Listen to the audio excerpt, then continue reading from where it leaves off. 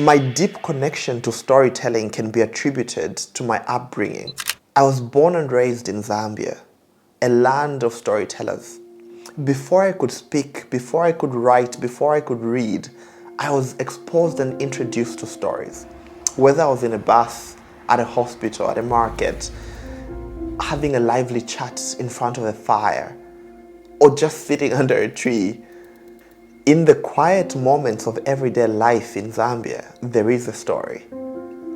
Stories have taught me who I am, my history, and a sense of community.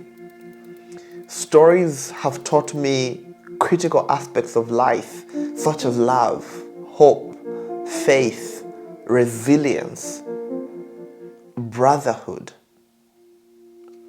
Stories have shaped who I am today. And now they call me to give back, to share what they've taught me, to share what I've learned. But somewhere along the way, I began to wonder, is my voice enough? Is it worth sharing? Will someone out there listen? Maybe you felt this way too, that quiet fear inside, that perhaps your voice isn't worth sharing, that your voice isn't enough. But let me tell you something. It is. I have learned that sometimes stories are how we heal.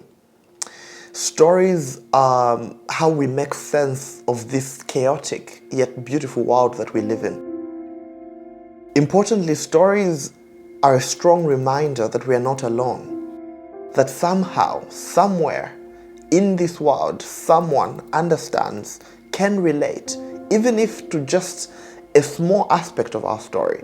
That is a strong reminder that we're not alone.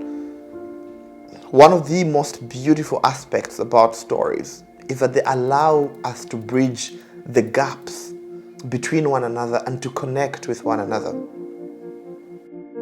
Stories are how we see through somebody else's eyes.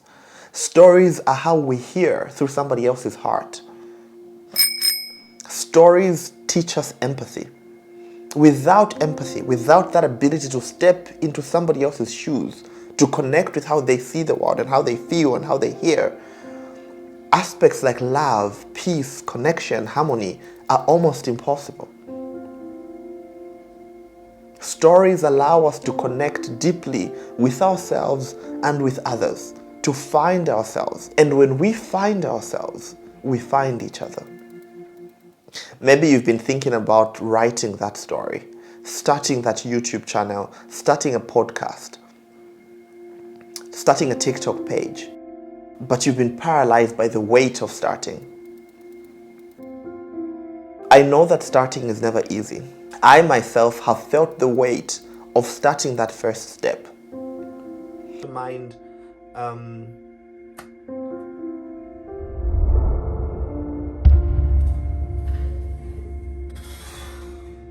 the doubts, the self-criticisms, the insecurities, the questions of who will care.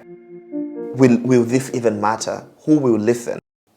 So here's what I've learned. It's not about who listens.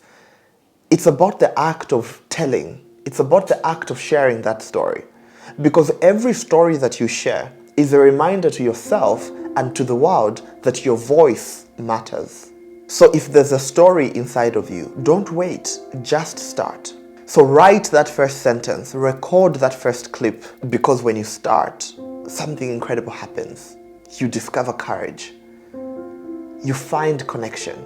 You make the invisible visible. So this is my beginning, and I hope it inspires yours, because your voice, your story, have tremendous power. They're enough to change someone's life, even if that someone is just you. So just start. Because when you start, you'll be compelled to finish. And when you finish, you might just discover that you have an audience, and maybe you don't. But one thing for certain, when you choose and dare to share that story, you will discover a powerful lesson that your story matters and that you matter. So just start. Share that story.